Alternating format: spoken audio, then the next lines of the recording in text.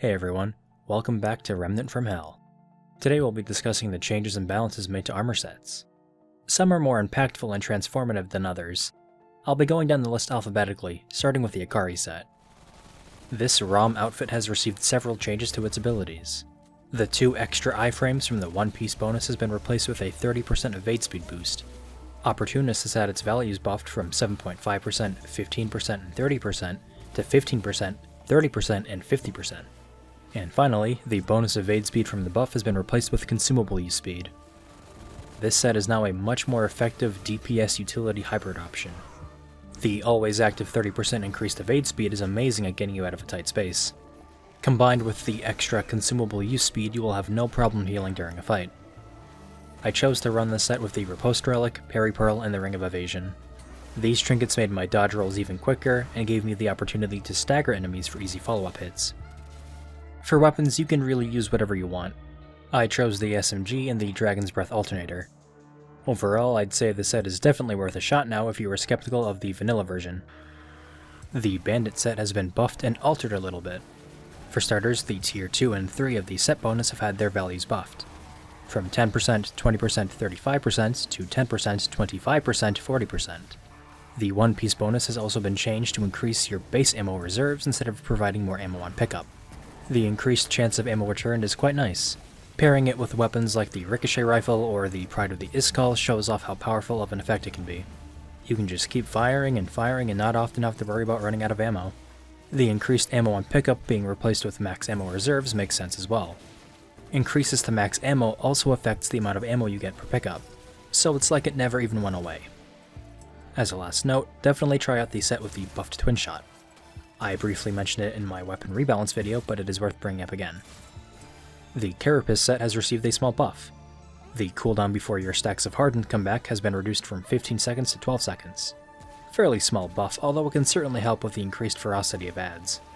If you were a fan of this set beforehand, you'll be happy. The Drifter set has also received a small buff.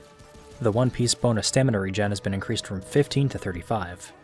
This is a huge increase to stamina regen. I've always recommended having at least one piece of set in the early game for the added survivability.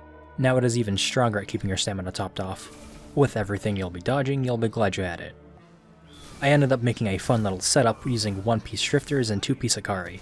Run World's Edge and spam charge attacks. The stamina regen makes the build very effective at mobbing through dungeons. The Hunter set has received a buff to its 1-piece bonus as well.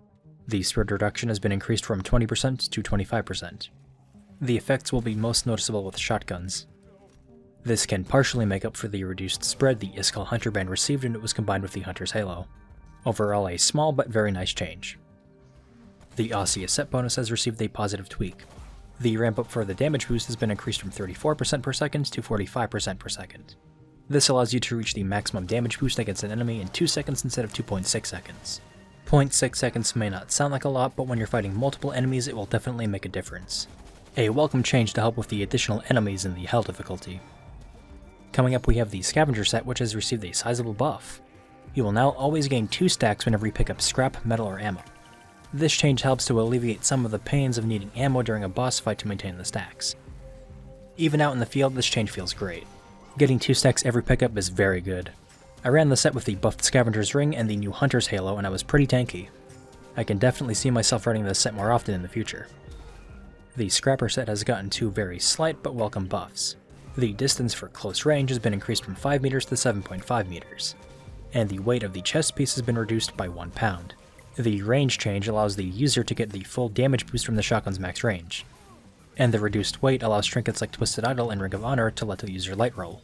Small but very nice changes for the close range armor set. Next up we have the Slayer set, which has gotten 2 minor buffs. First off, the 10-second timer for the next shot damage boost has been removed, and the 1-piece bonus reload speed has been increased from 10% to 15%.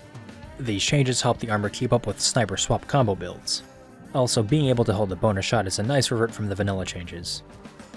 Last up we have the Twisted Set, which has been buffed to fit its role better. Each tier of the set bonus has had its value increased, from 0.75%, 1.5%, 3% to 1%, 2%, and 4%. The One-Piece Health Regen passive has been increased from 0.334 to 0.69.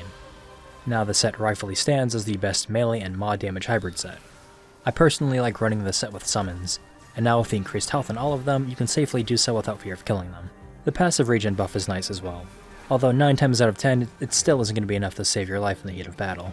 Either way, it is still a good set of changes. And that covers all of the armor balances and changes from the Hell mod. Let me know which ones are your favorite. Next week I'll be covering the new trinkets added with the mod and a method for farming Dark Silver. As always, thank you all for watching, and I'll see you all in the next one.